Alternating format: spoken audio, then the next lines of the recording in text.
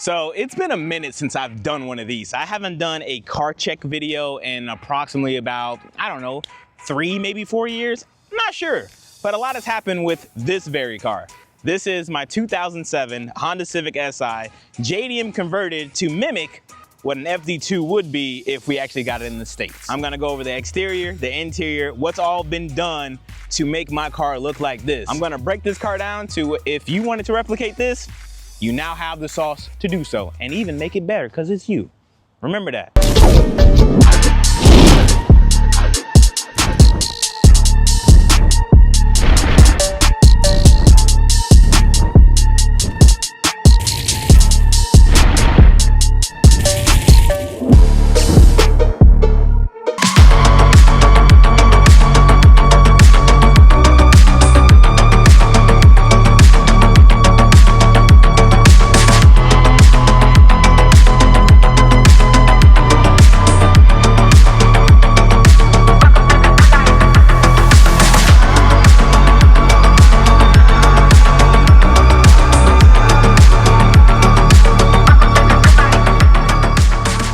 Starting with the most obvious, the exterior. I've got the car to how I want it to look, but not quite there, but we'll talk about it. With the front end, you notice I have the most popularized FD2 bumper in all of man, the Feels front bumper. However, this front bumper isn't an authentic Feels front bumper. Move this man! I'm sorry, listen here. I was in a rush, and I always preach this now. Take your time. When you want something, just take your time. It might take longer to get in, but just take your time. I had got this front bumper from Zaf Japan on Instagram, so if you guys ever need FD2 parts, he's the plug. He got everything, bro. He got everything. Feels front bumper, Mugen grill. I think the Mugen grill on the Feels front bumper is just fire. Like, bro, it looks so good. It looks so good. I unfortunately have DEPO headlights. I don't have legit $1,000+ FD2 headlights because, well, when I first did this conversion, I was trying, well, my mindset at the time was, it's gonna be a race car. So why would I spend 10 grand, well, that's exaggerating. Why would I spend so much money on the front end stuff if I could wreck it? And with that mentality gave me like the other mentality of like, well, just buy DEPO headlights. If they're half the price of OEM type R's, buy the DEPOs. If you break them, you spend another $5. And that's not necessarily a bad mindset to have, but me being a YouTuber, I'm supposed to have influence and be someone of whatever. So if I could go back and redo everything, I probably wouldn't. I'll still rock the DEPO headlights. Them turn on, they give me shine when I need it. Fenders. These are, again, matching with the front bumper, these are Feels fenders. However, these are inauthentic Feels fenders. These came from eBay. There's a seller in Australia, I don't know his name, but they're wide. They're wider than the factory FD1 fenders that I had. However, the fitment on these is ass. And from what I hear, the actual legit Feels fenders fitment is somewhat ass. So, hey, it is what it is. While I'm already on my knees, like Meg the Stallion, pause. No diddy. Talk about the wheels, baby. I have a full set of Volk Racing TE37s on my car. It is not a squared set.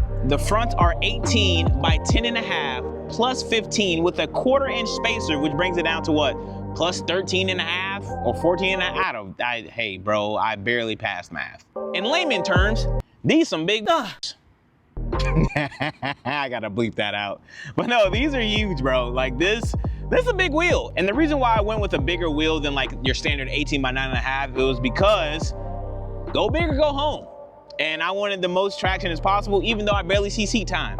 I'm changing that. 2025, I'm changing that. I only did 1 track day this year, and that was at Sebring. And that went horrible. My suspension setup was trash. And I finally figured out how to fix that. And here we are, making this video in hopes of when I go back to Sebring, this video doesn't get clipped and I actually redeem myself and I do good. I do good. That's the goal here. We got 18 by 10.5 in the front, and in the rear we have 18 by 9.5 plus 22, which should actually be perfect for the front, but these are unfortunately are Sagas. I am not a fan of TE37 Sagas. I'm not a fan. You can see how they differ by the spoke design. Like these just look so good. And then you take a look at the rear and I mean, you might be like, Zosh, you look the same. They don't, bro. These look like rotor grids. These look like TE37s. So that's the wheel setup. Now to my side skirts. These are INGS+1 side skirts. And again, these are not legit. I got these from cfspec.com. These were, I think, like 400 shipped. And the reason, again, why I bought everything like replica was because I was in a hurry and this stuff ships out fast. You're waiting on the OG stuff, bro, you're gonna be waiting a long time. And patience is what I didn't have at the time because I just wanted my car done so I can get back to racing. It was down for like a year, honestly. And now that I finally got it up, yeah, I may not have legit authentic parts on the car, well, body parts, aside from the rear bumper and the feels flares. But speaking of authenticity, we have a JDM rear bumper from ICB. I think I paid like $1,000 for this ship. And I have legit Feels rear flares. Yes, I actually have something legit from Feels on the car, and it's the rear flares. How hilarious. And then moving to the big Wang gang, I have a PCI Swan neck with custom end plates. Thank you to the homie Junar for giving me the idea and walking me through how to make my own end plates, because dude, something so easy can make me so puzzled. I don't get it. Like, things that may take more time to do, I'm good at it. But things that are super easy to do, I'm like, I overthink it, and that's just how your boy be rocking. Moving down to the rear inside of Teens Mayut, I have a PTR turn down muffler and I have an OEM FD2 diffuser. I got some OEM stuff like my Type R taillights, those are OEM. Those were, I think I paid back in 2020, I think I paid, what, 200 bucks shipped for those, which was dope at the time. A rear flare that needs to be put on properly, that pisses me off. I'm not a fan of that. And last and least of my exterior is my Spoon Sport Style mirrors. Yes, bro, pretty much everything aside from like 3 items are just replica, and it is what it is, bro. My car looks good. I'm happy with how my car came out. Actually, no, I'm not, because you see the fender, you see how bad the fender is on the replica stuff. Yeah, this is why you buy once, cry once. Shout out to Ichi for that. You buy once, you cry once, because you wouldn't have this terrible, terrible fitment of a fender if you buy the legit feel stuff. I had the homie Chris try to work his magic to get my stuff to line up as best as he could, but I guess the mold was just trash from the factory where I got these parts from. But other than that, that's the exterior of my JDM converted 8th gen Civic Si. Now for the real fun stuff, under the bonnet. Sun is setting, it might get a little darker, so I do apologize if the quality of video starts to become cheeks. I'm sorry about that. This is my K24A power plant. Makes 240 plus horsepower, give or take. The dyno I was on took away 10 horsepower, and I think I dynoed at like 235 or something like that. I can't remember, something like that. It's only 85. The first thing you see when you pop the bonnet is the beautiful Skunk2 Ultra intake Manifold. Real bad man, I say Manifold. We have a Manifold there, yeah, Zimmy. Hybrid Racing cold air intake that I converted to a short ram because of a quick little fun fact. I've been through 2 K-Series motors in my entire life, and they've all been because of hydro locking, because of my intake. I never blew one, I never put a hole in a block by just racing and dogging on the car. I've always broken a K-Series engine or destroyed a K-Series engine by hydro locking. In my Integra and now my Civic. I'm officially 0 and 2. I should have learned my lesson the first time with the Integra when I hydro locked and I had the cold air intake on. And then I put a cold air intake on the Civic and I hydro locked.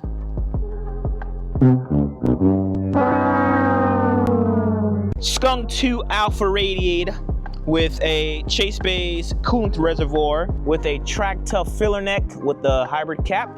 Also have heat in the car and AC. Hybrid Racing battery tray Hybrid Racing relocation battery tray down there tucked below. Hassport motor mounts.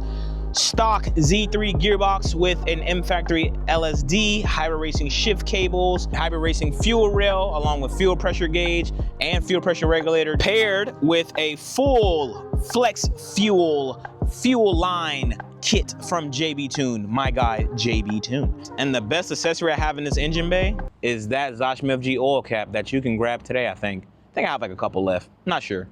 But JSR valve cover, JSR full idler bracket system setup. I think this is the best thing on the market because, bro, being able to run pretty much any belt and have your own adjustment to how tight you want something is fire.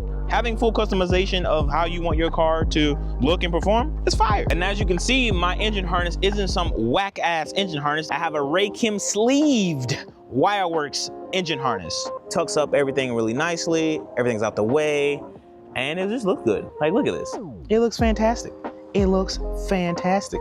And I think that's pretty much it for my engine build setup. It's pretty much a stock motor, stock block, stock head, stock. But it works, and it boogies. I have a Skunk2 alpha header. I think it's called alpha header. I have a lot of Skunk2 parts. Y'all trying to sponsor me or what? What's up with it?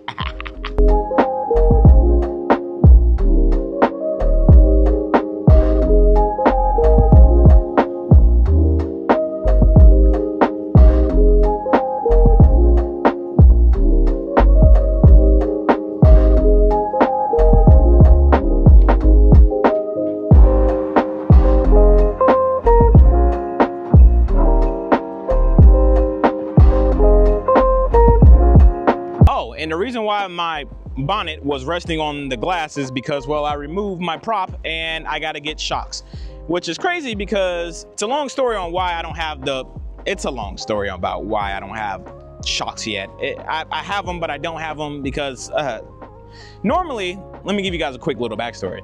So this OEM bonnet was not on the car. When I intended to make this video, it wasn't on the car. I had my carbon fiber one, but the homie Randy done accidentally backed into it at his job when I was getting my alignment. I got my alignment done, and then Randy put another alignment car on the rack, and then when he was reversing out, it hit mine. Now let's talk about the interior side of things, because my interior isn't the best, but it's decent. For what it is, it's decent. Stepping into my humble abode, we have a Sparkit Circuit 2-seat paired with some PCI seat rails with a Subbelt 6-point racing harness, which gives me the comfort and feel of Mr. Senna. Okay, that was too far. I just disrespected Arden. I'm sorry. Now, when you sit in my car, you're propped with a Momo steering wheel. This is a 330. I always ran 330 mil steering wheels in my cars because I like a smaller wheel. I feel like I don't know, I just feel like it turns better. It could be psychological. I don't know what it is, but 330 wheels work for me, and that's what I've always ran. It's a good wheel.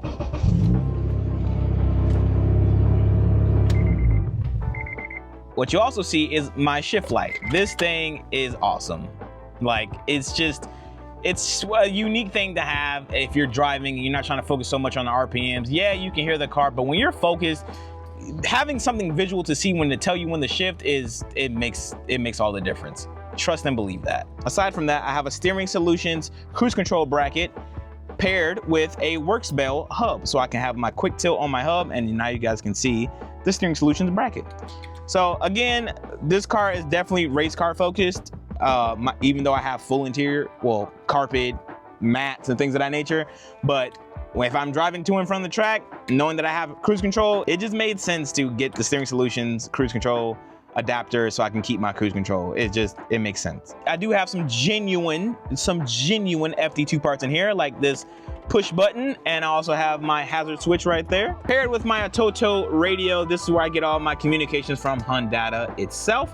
Click the Hyundai app, and then I got all my information I need to know right there. My roll bar of choice is the gold standard, which is the auto power. It's certified for many racing divisions and functions and things of that nature, so why not? And I also have the Element E50 fire extinguisher, because safety is everything, and I think this actually looks pretty cool. Makes me look more badass than I already am not. But yeah, kept my radio stuff, got my speakers back here. I gutted the rear because race car bruh. My passenger side is a bit dirty. I have the seat removed because I actually took out the seat and put it into my Honda Fit. so I can have 8th-gen seats in the Honda Fit. But I'm gonna put an actual racing seat on this side. I actually might put my Sparko seat here and then buy a Recaro and put the Recaro as my driver's seat. But I say all that to say, my shifter setup. I should have spoke about this a little bit earlier, but I have a stock shifter right now with a hybrid titanium knob. My previous shifter was the hybrid racing shifter, but I fell on hard times and I had to sell it so I can make some type of money because I was going through something, and yeah, I had to sell it, man. But now that like life is on the up and up again, I can probably get another one because I definitely need another shifter so I can have this more up, because I like my shifters being close to my hand as possible so I can just minimize how much reach I have to do to shift. Oh, and if you ask about what mats are these are P2M floor mats. Oh, it looks dark on camera, but these are P2M floor mats. And I think that's pretty much it for the interior. It's nothing like, there's nothing crazy in here, just a shift light, roll bar, racing seat, steering wheel. Oh, and also my horn works, I didn't mention that. Got a Broadway mirror, black headliner, and that's pretty much it. I want to get rid of the sunroof though. So my suspension is as followed. I have reaction performance coilovers with a Swift Spring upgrade and all the cool Swift Spring bits. Spring rate for the front, I believe, is 12? No, honestly, I can't remember. I know my rear is 17K. I don't know what the front is. I forgot. I think it's 12K front, 17K rear. There we go. I think. I could be wrong. Everything that I mentioned in this video or failed to have mentioned will be linked down below. My whole build is linked down below. One thing that front wheel drive cars needs are rear sway bars, and I happen to have a nice one. I have a rear progress 24mm sway bar because I'm cool like that. For front wheel drive cars, a lot of people say you don't need front sway bars. I so happen to have mine removed, but when I go back testing at Sebring, I'm going to test out what feels better for my car, whether it's a front stock SI sway bar or an 8th gen base model sway bar or no sway bar. So when I have that information, then I can probably update you guys in case you guys ever wanted to know, but I'm probably gonna fail to do that as well. But if you ask me, I might have some info for you. So these are Brembo remanufactured calipers, and they work. They do the job just fine. I have the Aerogenics TLS brake kit on the car that allow me to run this. So that will conclude this video. This is a full breakdown of what's all been done to my 2007 JDM converted Civic Si. Not much, honestly, but it's a lot of money. Even with replica parts, I spent a shit ton of money on this car, and I wouldn't change nothing besides the replica fenders and the replica front bumper, and that's about it. Side skirts fit great. Like I mentioned earlier, I'll have a full build breakdown list of everything that I've done to this car linked in the description box down below. If I somehow missed anything, be sure to leave a comment, DM me on Instagram, follow me on Instagram so I can get 50K so I can look cool. So when I DM the baddies, they be like, damn, I want to give him some. It's 2024. What morals? What morals? We don't have morals. We just want to clap. So, all right. Thank you guys for watching this video. I hope you guys enjoyed. If you did enjoy, go ahead and just, that would be greatly appreciated. Thank you guys for watching. If there's anything, like I said, if there's anything you want to know, I will try my best to have it all down in the description box. But if I fail to mention anything, leave a comment, bro. Leave a comment and I got you. Or DM me on Instagram. Remember that 50K thing we talked about? Yeah. I'll be sure to catch you guys in the next one, man. I'm out. Peace.